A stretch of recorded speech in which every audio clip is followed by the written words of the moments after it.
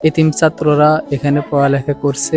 আর রাসূল সাল্লাল্লাহু আলাইহি সাল্লাম এতিম ছাত্রদের প্রতি তিনি বলছেন যে তোমরা এতিমদের সাথে সৎ ব্যবহার করো এবং এতিমদেরকে তোমরা মায়া করো, স্নেহ করো। কারণ রাসূল সাল্লাল্লাহু আলাইহি সাল্লাম উনি নিজেও এতিম ছিলেন।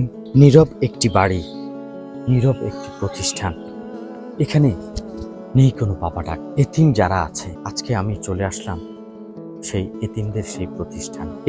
এতিমের কথা আমাদের আল্লাহ রাসূল অনেক ভালোভাবে বলে গিয়েছে, আপনারা সেটা সকলে জানেন। এতিম বাচ্চা যারা আছে তাদের নেই কোনো বাবা, আবার নেই কারো মা, কিন্তু আছে মন থেকে একটি আশা। তারা এমন একটি হাত চায় যে হাত সব সময় তাদের মাথায় হাত বুলিয়ে দিয়ে বলবে, তুমি চিন্তা করো না যে তোমার কেউ নেই। এই যে একটা ভরসা, এটাই কিন্তু তারা মূলত চায়। আজকে আমি চলে আসলাম একটা প্রতিষ্ঠানে, এতিমখানার পিছনে দেখতে পাচ্ছেন যে বাচ্চারা, এরা কিন্তু প্রত্যেকেই কিন্তু এতিম। প্রিয় দেশবাসী, ভালো ভিডিও আপনারা সবাই একটু বেশি বেশি করে শেয়ার করুন। হয়তো বা আপনার একটি শেয়ারের মাধ্যমে কোনো একটা এতিমের, কোনো একটা বাচ্চার হয়তোবা এক বেলার খাবার জুটতে, হয়তোবা আপনার কিছুটা সহযোগিতা, সামান্য কিছু অর্থ হয়তোবা একটা এতিমের মনটাকে প্রশান্তি দিতে পারে। আমরা চাইলে কিন্তু সবকিছুই সম্ভব, শুধু মনটা থাকা দরকার।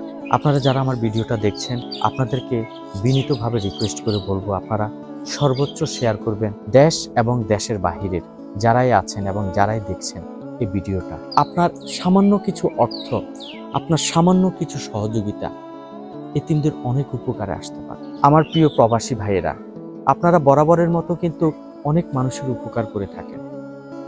আপনারা কেউ যদি চান যে এতিমদের কিছুটা হলেও সহযোগিতা করবেন, বিনীতভাবে অনুরোধ করব, আমার সাথে চাইলে আপনারা মেসেঞ্জারে যোগাযোগ করতে পারেন।